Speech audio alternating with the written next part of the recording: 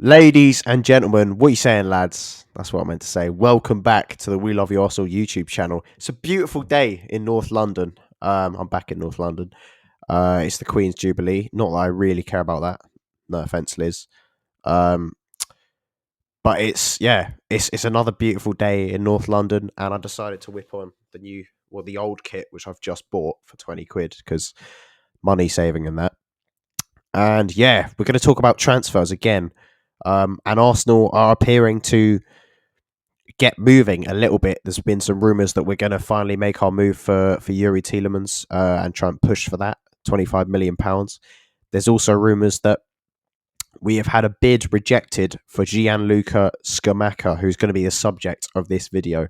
Um, Obviously plays for Sassuolo, 6'5", supposedly very quick for his height. I've had a look at his stats. I've had a look at some footage in preparation for this video. I actually saw him live as a cameo performance just a few days ago at Wembley when I went to Italy, Argentina, Finalisma. And yeah, he didn't do much. I think he missed actually probably Italy's best chance, but it wasn't like a sitter. He went through and goal and he tried to lob the keeper. Anyway, I've got three others, which is a madness for a little 10-minute video, but it's all the We Love You Arsenal boys. We're finally all together again on the YouTube channel. It's been a while. We will be having a 4-man season review drunk cast soon, so watch out for that. I don't know who to start. I'm going to start with Mac because he's been gone the longest. Yes, now. And also he'll probably know the most about Scamacca. So Mac, tell me about. I'm so used to recording these with Rob.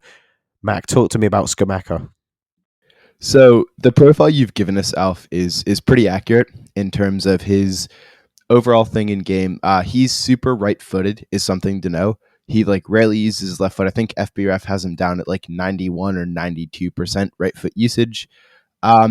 He's quick. He's big. That is something I noticed in the footage. Like he had tap-ins where everyone would just use their left foot, be reached out for his right foot, stuff like that. I'd say he's a little bit, I won't call him a Bitek Vlahovic because he's not quite as physical and he's definitely quicker off the mark. But he kind of thrives in areas where he's not running in long channels. He's not, pushing in behind. Sassuolo tend to use Domenico Berardi for that. What he does instead is he's really good at kind of flipping defenders' hips, playing off the shoulder, making sneaky runs. He's a poacher and a finisher more than he is kind of an open play type striker. So he's a lot what you'll get from someone like a Tammy Abraham, but less of what you get from someone like an Ollie Watkins. Fair enough. That is a good insight because I'm not going to say I've watched much of him apart from the footage. I watched about 20 minutes of him earlier, and obviously I saw him a few days ago. And I've had a look at his stats, which are pretty impressive. 16 goals this season. Going as FBref. There's a lot of green bars, which is always nice to see. We'll go to Rob next. Actually, no, we'll go to Danny. Sorry, Rob. You've had a lot of speaking time in these videos, so we'll move the torch on. Danny, rolling his eyes at me. Danny, you as we were talking about in the pre-video call, you like a tall, physical striker who's good looking. Tell me your thoughts on this potential deal. Yeah, good looks aside, because everybody knows I could wax lyrical about a handsome player all day long. I say everybody knows. Nobody knows who the fuck I am. What am I talking about? Quit tripping, bro. No, look, it's the profile of the player is really intriguing to me. And I think that when, a lot of people, including myself, say we want a big physical player along with the Jesus, this is exactly what we're talking about. He's large and in charge, and just a physical presence that I think would give us a lot in the Premier League. From the little Twitter highlight videos I've seen too, I like that he seems like he has a bit of a long shot on him too, and that could be a little rare for a bigger player, just because they're so used to just being able to kind of be a bull in a china shop in the box and head balls home or whatever it may be. But I think, having long shots like that in his locker and, a bunch of physicality as well could really help us, because this man right here, Alexandre Lacazette, wearing this as tribute. I'm not just an idiot that put my shirt on backwards. Elephant in the room. Look, we like the physical things that he brought to the table, but one of the most annoying things about Lacazette was the fact that he was like 4'8", and he just also he couldn't really score goals that much either. So if this guy, I don't know much about him, unlike Mac, who's a genius, if he could bring just even a few goals to the table and that immense physicality that it looks like he has, I think that would be a phenomenal signing. Whether it'll get done or not, though, is the question. Yeah. I'm going to shout out one of my favourite football YouTube people, James Lawrence Alcott. Shout him and go and follow, subscribe, and that if you don't already. He did a video saying talking about one player every Premier League club should target this summer, and his for Arsenal was SCAMACCA. And he was basically saying this guy is a star and he will be a star, and Arsenal should get him this summer whilst he's not quite in the limelight as much as, say, a Vlahovic was. There are reports saying that he'd rather stay in Italy, and that is a problem when you're trying to prize Italians away from Serie A. They like to stay in Italy, and he's probably awaiting a big offer from an Italian club. That's the reports. What are your thoughts on that, Rob? Finally getting to you. And what are your thoughts on SCAMACCA and the rumours in general? Well, thanks for finally letting me speak.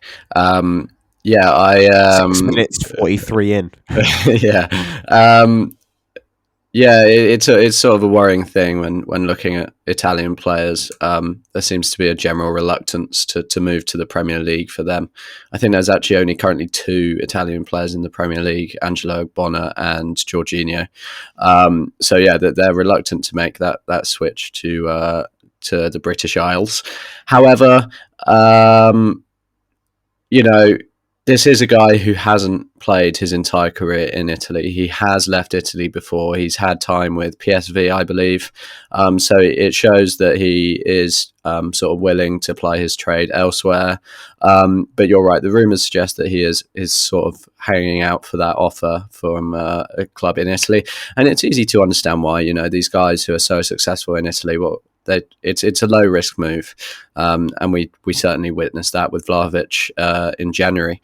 But it's a deal that I really hope that could get done. One of my favourite things about him is just how fierce his strike of the ball is. He hits that ball into the back of the net with no mercy, that's a really attractive aspect of his game. He just seems like a really ruthless type of striker, the sort of striker we haven't really had at the club for quite a while. So I suppose Aubameyang was similar to that when he was at the top of his game. But he looks a really exciting option for Arsenal. Yeah, I'd second that. And as you said there, the footage that I've seen, it is the striking from outside the box. As Daniel said, the long shots that look fierce, as you said. And I wouldn't say at the moment we're currently blessed with a load of players who are synonymous with brilliant long shots. I mean, look at Thomas Partey and Nuno Tavares, some of them. But in general, I can't think of too many goals we scored from outside the box last season. One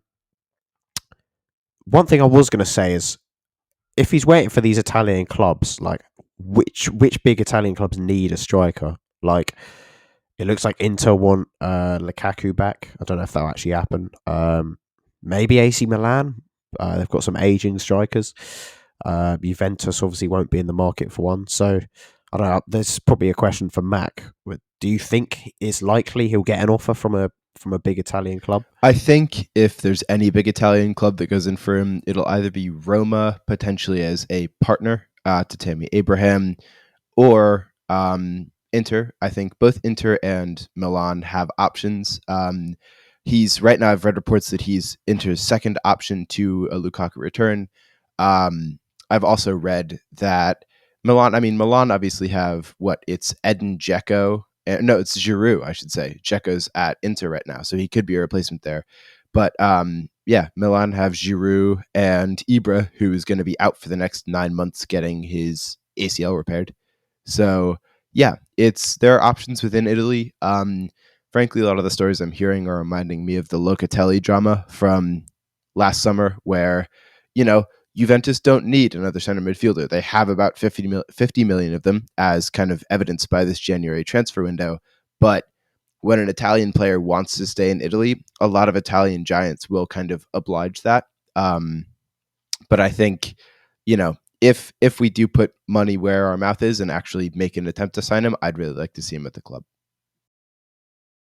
Can I just interject for a second and say, look, I think with these Italian players, there's no coincidence that there's not a lot of them in the Premier League. You hear stories all the time. I'm a huge fan, and I definitely recommend reading it if you haven't yet, of the Nicholas Bentner autobio. And he talks about his time in Juventus.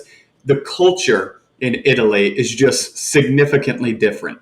Players there are basically allowed to be human beings.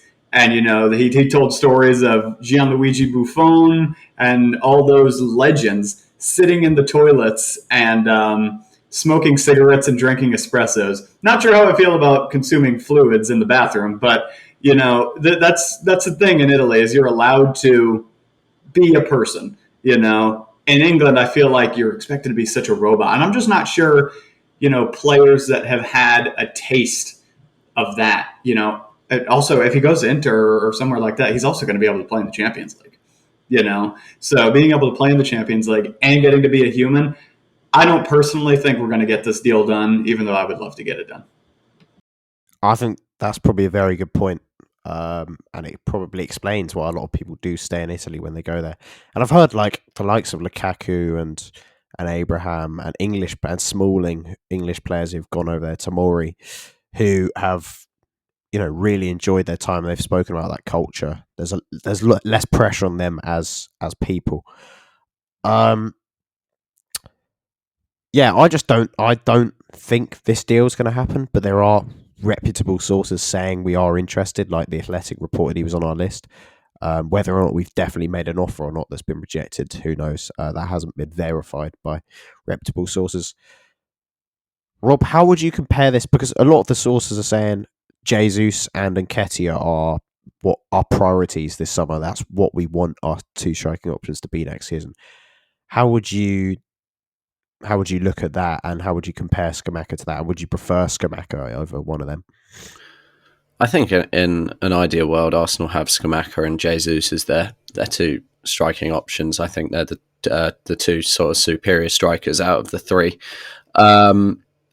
We've spoken about before, I think, when we've sort of discussed Jesus and whether he'd be the only striker Arsenal would bring in this summer, that we'd sort of like that big guy and little guy thing going on at Arsenal, that striker who can offer something else. But the attractive thing about SCAMACCA is that he's not just a big guy. He does offer pace, and it's been a while since Arsenal who have had a striker who is sort of decent in the box and also very quick. So that makes him a really intriguing option. I think there's a real possibility that SCAMACCA and Jesus could sort of play alongside each other, given Jesus's flexibility as well. He's played a lot on the right for Manchester City this season. That's definitely one of the most attractive things about Jesus. He's just going to be such a crucial asset for us, and can give players like Bukayo Saka a rest. So yeah, if I could pick two out of the three, I'd pick those two. But I think I'm going to agree with Daniel on this one, and think that we're going to go into the season with hopefully Jesus and Eddie next to him. Yeah, I mean, the Nketiah news he hasn't signed the deal yet, so who knows yet. But I do think if he does sign, I can't see us signing SCAMACCA and Jesus. That just doesn't feel likely, particularly the resources that we have. We're not Man City or PSG. I'm going to leave it there because it's 14 minutes. It's the longest transfer video we've done, pretty inevitably, I'd say, because of the four of us. Hopefully we'll get more of you on. And maybe you do one without me, who knows? I am sort of carrying it at the moment, if we're being honest. Yeah. I'll open the floor up to any parting words, if anyone wants to say anything. No? No? Okay. Well, subscribe to the We Love You Arsenal YouTube channel and check out all the social medias, and we'll see you in the next video. Bye-bye.